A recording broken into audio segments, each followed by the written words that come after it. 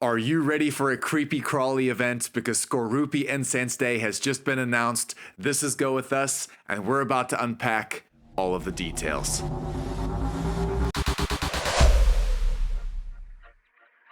This Skorupi Incense Day starts 2 days after the Halloween Part 1 event goes live in Pokémon Go.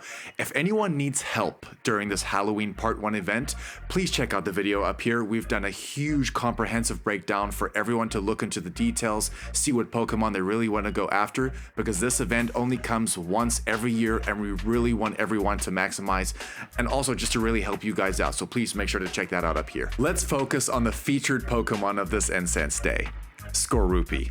Skorupi is a bug and poison type originally coming from the Sinnoh region. Skorupi evolves into Drapion using 50 candy, and Drapion is a poison and dark type Pokemon, which is a really unusual type and is fantastic to use in the Go Battle League, and the Ultra League, and in the Great League. This is a little bit of trivia that a lot of people didn't know, and I couldn't believe it when I came across it, but did you know that Skorupi is the only Pokemon ever to have poison as its primary typing instead of bug? For example, if you look at a Pokemon like Venonat or a Pokemon like Beedrill, these Pokemon share the same types because they are also bug and poison, but their primary type is bug, where Skorupi's main primary type is poison. How cool is that? This Skorupi Incense Day will be happening this Saturday, the 21st of October, from 11 a.m. till 5 p.m. local time. There's going to be 3 main bonuses during the Skorupi Incense Day. The first bonus is that Skorupi is going to be more likely to be attracted to incense. The second bonus is that Skorupi is going to have a much higher chance of being shiny on this day. I just remember this now, that the Skorupi Spotlight Hour was, I think,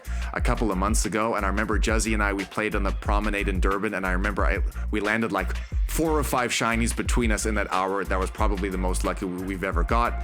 And the third bonus is that the daily adventure incense, so that's going to be the blue one and not the green one, and the time frame of this incense is going to be doubled. So instead of having it for 15 minutes, you will be able to have it now for 30 minutes, and who knows, maybe a Galarian bird might show up. A quick mention here that in the item shop, there's going to be a 1 Pokecoin bundle that is going to include 1 incense that we can use on that day as well, which is pretty cool. The spawns during this Skorupi Incense Day are interesting because it actually focuses on Pokemon getting attracted and drawn to incense throughout that day. What they're doing is that they're doing kind of a staggered approach where every hour rotates, and each hour is clearly going to be focused on either bug type or poison type Pokemon. From 11 to 12, 1 to 2, and 3 to 4 p.m., the following bug type Pokemon will be attracted to the incense. We're gonna have Caterpie, Weedle, Pinsir, Yanma, Wurmple, Wimpod, Scyther, and Dewpider. And from 12 to 1, 2 to 3, and 4 to 5 p.m., on the poison side of things, we're gonna have Ekans, Zubat, Gulpin, Stunky, Krogunk, Skrelp, Alolan Grimer, and Trubbish. In field research, we're going to be able to complete tasks which will reward us with some Skorupi encounters. Just bear in mind here that Skorupi 100% IV is going to be 432 CP, and we're also going to get some rewards such as some Ultra Balls, some Stardust, and apparently more items as well. We have 2 main strategies to definitely focus on during this day. The first strategy is definitely going to be to evolve a Mega Pokemon that shares the bug or poison typing during this Incense Day. The main reason why is that you really want to target the certain Pokemon that you need candy, but especially that XL candy for in the spawn pool. Mega Beedrill is undoubtedly the best Pokemon to use because it also has the dual typing of bug and poison, so it hits every single type in the spawn pool. Strategy number 2 is definitely going to be the Pokemon to go after during this event. The first thing we're going to focus on is the worms. Make sure to catch Weedle, Caterpie, and Wurmple. The reason why, and you should probably stack if you have space in your bag, if you can stack about 100 to 150 of these, and you wait to a 2 times XP during an evolution hour, these Pokemon only cost 12 candy to evolve. So if you wait till this hour and you evolve every single one of these worms, in that hour you can get an XP gain with those lucky eggs running of like 600,000 to 800,000 XP in 1 hour, guys. Do not overlook this. Is a great way to get XP.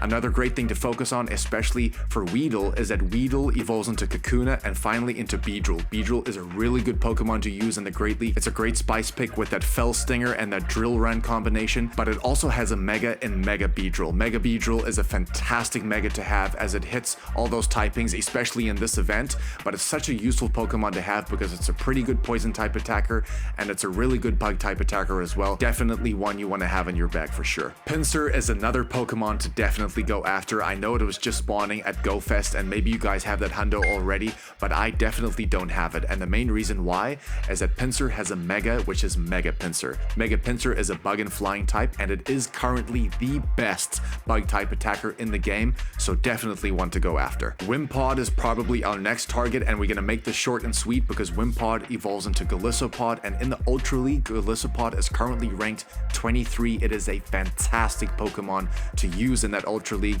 especially with that water and bug typing, something that you don't really see very often, especially in that league. And speaking of the Ultra League, it's probably a good time to talk about Skorupi, and of course Skorupi, as we mentioned earlier, goes into Drapion.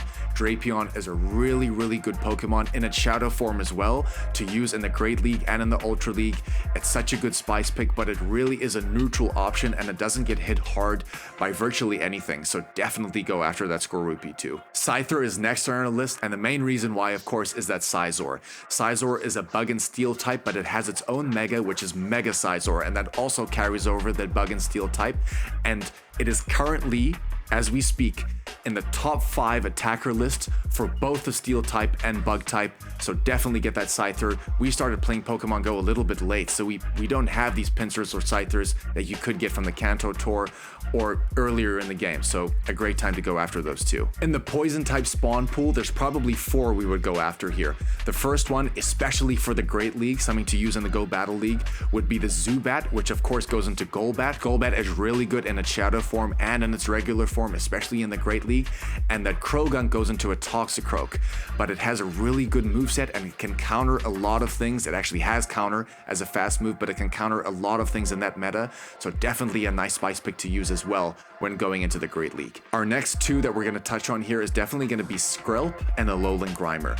Skrelp goes into Dragalge and Alolan Grimer actually goes into Alolan Muck, and both that Dragalge and Alolan Muck are fantastic in the Ultra League. They're such good Pokemon to use because they're pretty defensive, and again, not many things hit them pretty hard, so definitely go after those. And the last one we're going to mention is Trubbish. Of course, Trubbish is a permanently boosted Stardust Pokemon. Remember that it grants us 750 Stardust per catch, which is off the chain. If you manage to get it in cloudy weather or any weather boost for it, it's going to grant you, I think, like 938 Stardust per catch, which, guys, is fantastic. This is probably a great time to mention that the Halloween Part 1 is starting on the 19th, and the Halloween Part 2 is going to be happening on the 26th, and guys, Go With Us is going to be unpacking everything. So remember, hit that subscribe button, go with us, and we'll definitely see you on the next one, baby. Shoo.